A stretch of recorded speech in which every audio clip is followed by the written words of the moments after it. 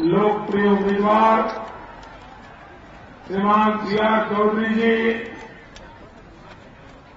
श्री यूनुस खान जी, श्री जडेन्द्र सिंह जी, श्री अजय सिंह जी, श्री हरीश कुमावत जी, श्री राजकुमार रेणवा जी, श्री हबीबुर रहमान जी, श्री मनोहर सिंह, श्री मान सिंह, श्री सुखराम नेतरिया जी, श्री श्रीराम भीकर जी, श्रीमती मंजू भागमार जी, श्री विजय सिंह जी, श्री खेमाराम जी, श्रीमती बिंदु चौधरी जी, मंच पर विराजमान सभी वरिष्ठ महानुभाव और ऐसी भयंकर गर्मी में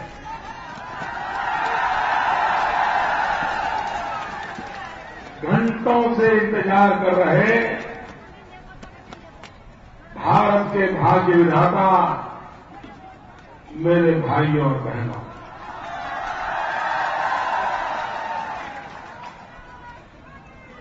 वैसे पहले यहां आने का समय अलग था, लेकिन पार्टी के मैनिफेस्टो का एक कार्यक्रम आज दिल्ली में होने के कारण समय परिवर्तन करना पड़ा। उसके कारण आप सबको जो असुविधा हुई है, मैं इसके लिए आप सबकी क्षमा मांगता हूं।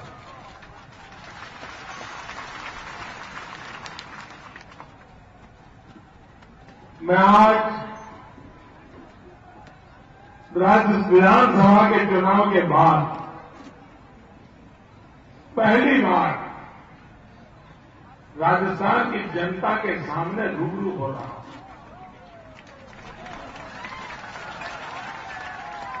वसुंधरा जी के शपथ समारोह में तो आया था, लेकिन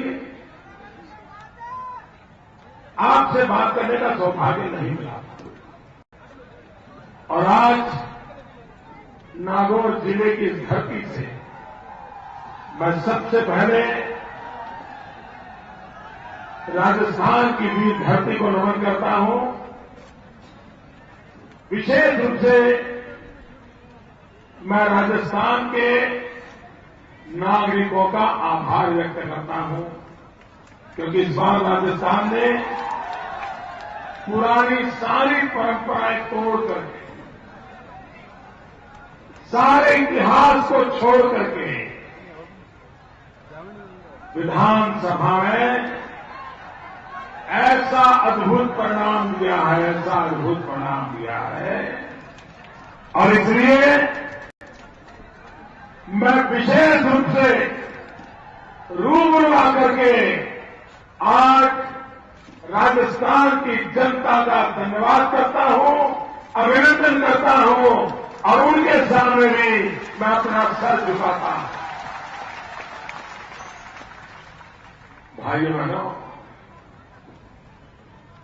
अगर आप द्वारिका नगरी में जाएं और मीराबाई को याद न करें तो मेरी द्वारिका नगरी सूनी सूनी लगती है।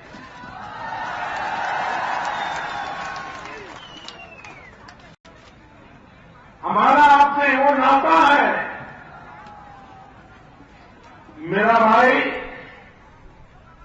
जन्म तो इस धरती पे लिया, लेकिन जीवन मेरे गुजरात पर खपा दिया। वो मेरा भाई की भक्ति और त्याग और बलिदान के अधिष्ठान पर खड़ी हुई धरती। भाइयों बहनों, ऐसी इस भूमि को मैं नमन करता हूं। इस देश में अगर हम रात को चैन से सो सकते हैं तो उसका कारण सीमा पर हमारे जवान जो तैनात है वो जागते हैं, तभी तो हम सो पाते हैं। और यही तो जीना है। जहां का शायद कोई गांव, कोई मोहल्ला ऐसा नहीं होगा जहां का जवान भारत की सेना में हिंदुस्तान की रक्षा का काम न करता है। लेकिन भाइयों बहनों, भारत के प्रधानमंत्री थे लाल बहादुर शास्त्री। लाल बहादुर शास्त्री कहते थे, जय जवान जय किसान।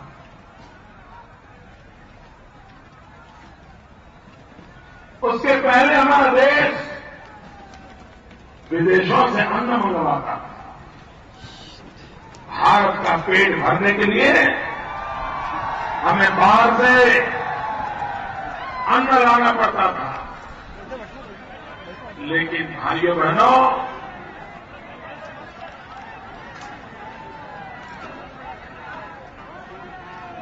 ये बाहर से आए हुए मीडिया के जगह के लिए ये नया होगा। यहां की जिंदगी में रोज का है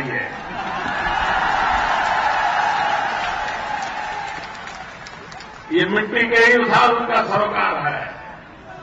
मेरे ना गुजरात की धरती भी ऐसी है, राजस्थान की धरती भी ऐसी है। ये आंधी तूफान के बीच जीना हमारे नसीब में लिखा हुआ है। भाइयों बहनों, हिंदुस्तान के किसान ने इस देश का पेट भर दिया। लेकिन भाइयों बहनों, जिस लाल बहादुर शास्त्री जी ने जय जवान जय किसान का नारा दिया था, क्या आज हम गर्व के साथ कह सकते हैं क्या जय जवान जय किसान? भाइयों बहनों, क्या देश के जवान के लिए जय बोल सके ऐसी स्थिति रखी है? अरे माथा शर्म से झुक जाता है जब विदेशी लोग हमारी सेना के जवान के सर काट करके ले जाते हैं। देश की रक्षा करने वाला मेरा सिपाही ही असुरक्षित हो जाए, ऐसी सरकार कभी हमने सोची नहीं है। आसमान में उड़ने वाले एयरफोर्स के विमान बार बार गिरते जाए, टूटते जाए, लोग मरते जाए। समंदर में नेवी की सेवा करने वाली पनडुब्बियां डूबती चली जाए, विस्फोट होता जाए, जवान मरते चले जाए। सीमा पर पाकिस्तान के लोग आकर के जी चाहे, जा चाहे, जब चाहे हमारे देश की सेना के जवानों को सरकार करके ले जाए, मौत के घाट उतार ले। और इतना ही नहीं, विदेशों से आए हुए आतंकवादी हमारे जवानों की पीठ पर चुरा बांध करके, भाइयों बहनों, उनको मौत के घाट उतार रहे। और इसलिए भाइयों बहनों, ये स्थिति जय जवान वाली स्थिति नहीं है। दूसरी तरफ हमारे देश का किसान, भाइयों बहनों, युद्ध में जितने जवान मरे हैं, आतंकवादियों की गोलियों से जितने जवान मरे हैं, उससे ज्यादा हमारे देश में किसानों को आत्महत्या करनी पड़ी है। जिस देश में लाखों की तादाद में किसानों की आत्महत्या हुई हो, उस देश में हम किस मुंह से जय किसान बोल पाएंगे? और इसलिए भाइयों बहनों, ये दिल्ली में बैठी हुई सरकार, उसके लिए अब जय जवान जय किसान ये नारा नहीं है। ये वर्तमान दिल्ली की सारा सरकार का तो एक ही नारा है, मर जवान मर किसान।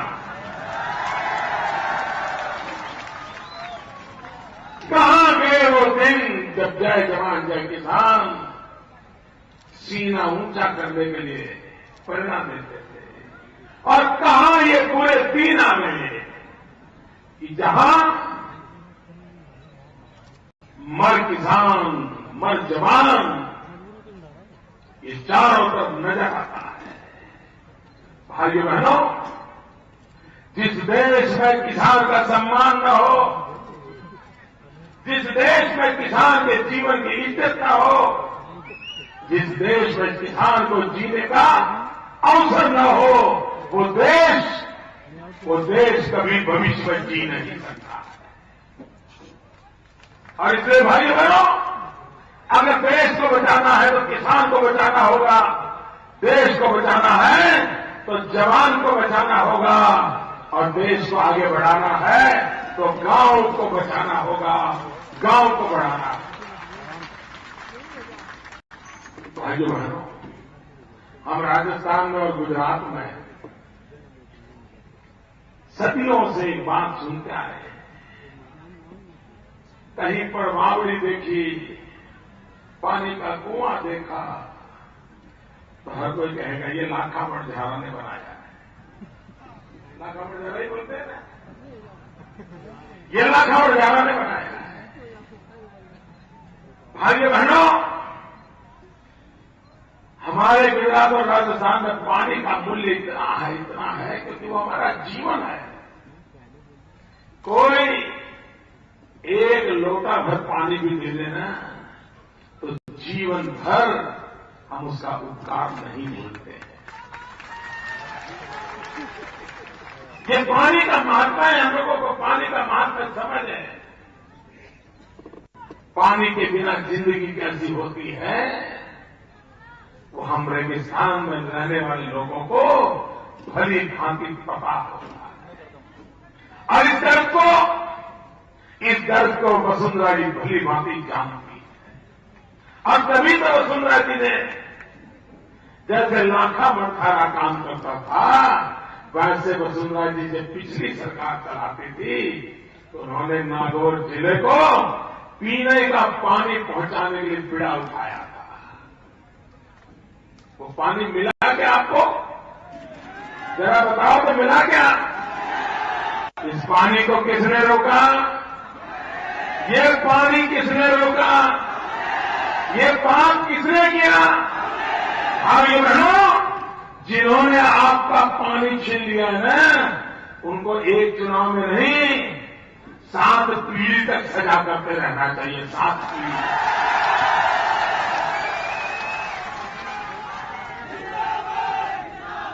ये लाखा मणझारा की धरती है जहां पानी पहुंचाने के लिए जीवन दिए जाते थे।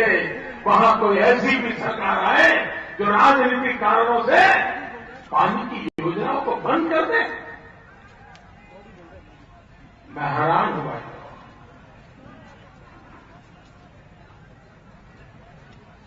देश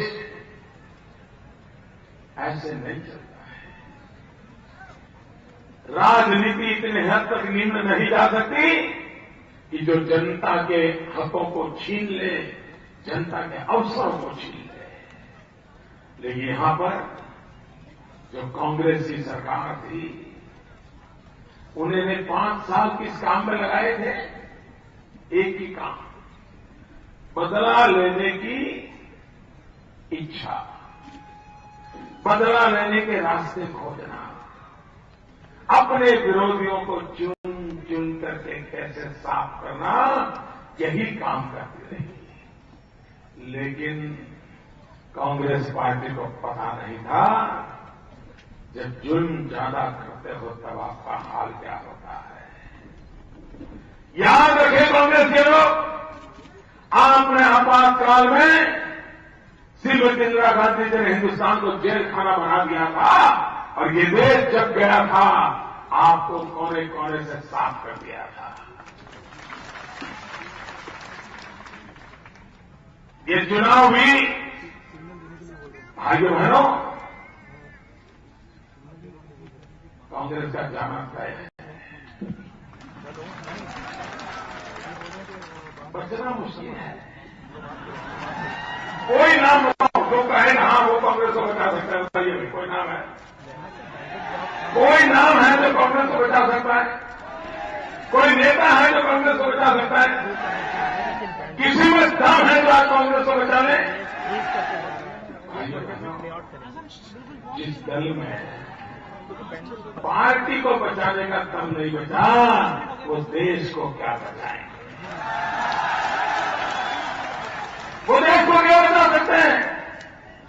जिनमें पार्टी को बचाने का हुनर नहीं, जिनमें पार्टी को बचाने का सामर्थ्य नहीं, वे इतने बड़े देश को भी नहीं बचा सकते।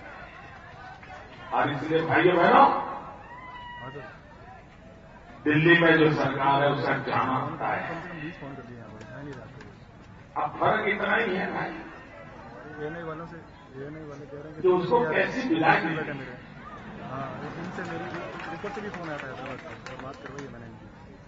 विदाई कैसी देनी है तय करो। भाइयों बहनों, इस कांग्रेस पार्टी को इस बार ऐसी विदाई दो ताकि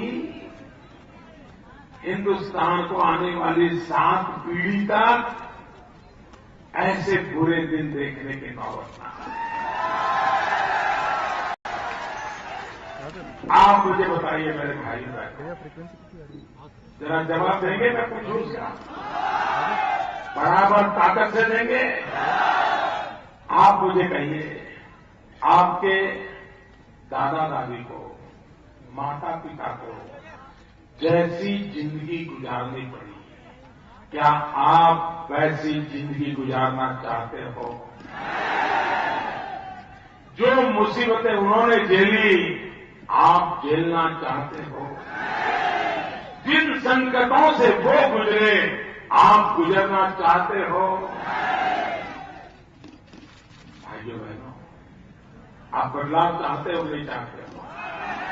दिल्ली में परिवर्तन चाहते हो नहीं चाहते हो? स्थितियों में बदलाव चाहते हो नहीं बात चाहते हो? आपके जीवन में सुधार हो ये चाहते हो नहीं चाहते हो? भाइयों बहनों, अटल बिहारी वाजपेयी की सरकार गई, 2004 से मैडम सोनिया जी का राज चल रहा है, शहजादी जी मजा ले रहे हैं। करना कुछ नहीं, जिम्मेवारी बिल्कुल नहीं। और शहजादी जी तो ऐसे भाषण करते हैं जैसे वो मंगल के ग्रह पर से आए हैं।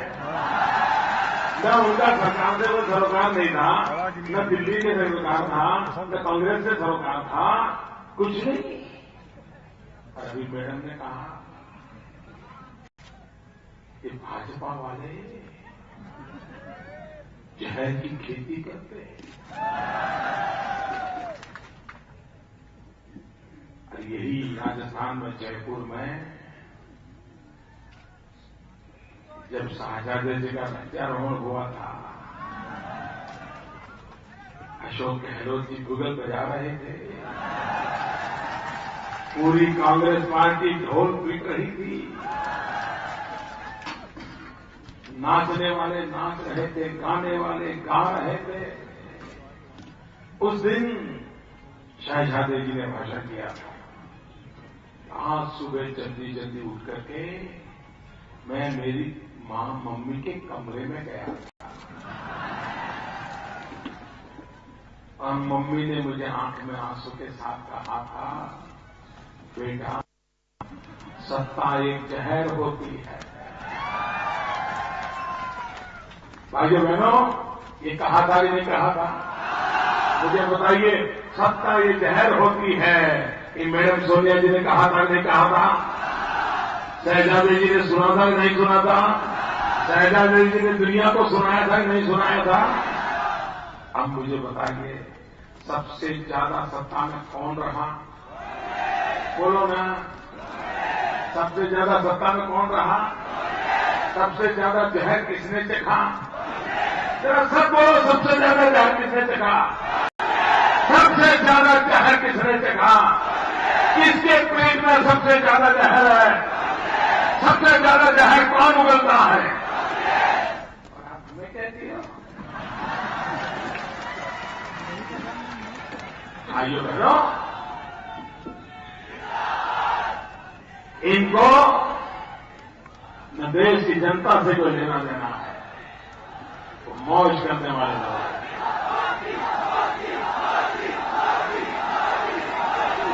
भाइयों बहनों, अगर इस बार मैडम सोनिया जी या शाहजादे जी राजस्थान की धरती पर आए तो उनसे जवाब मांगो कि 10 साल आपने दिल्ली में क्या किया। जवाब दो, आपकी जिंदगी में कोई सुधार आया क्या? आपके जीवन में कोई बदलाव आया? महंगाई का वादा किया था, क्या किया? रोजगार का वादा किया था, क्या किया? गांव गांव बिजली पहुंचाने का वादा किया था, क्या किया? भाइयों बहनों, एक भी वादा 10 साल में पूरा नहीं किया। और फिर नया धोखा पत्र लेकर के आ जाते हैं।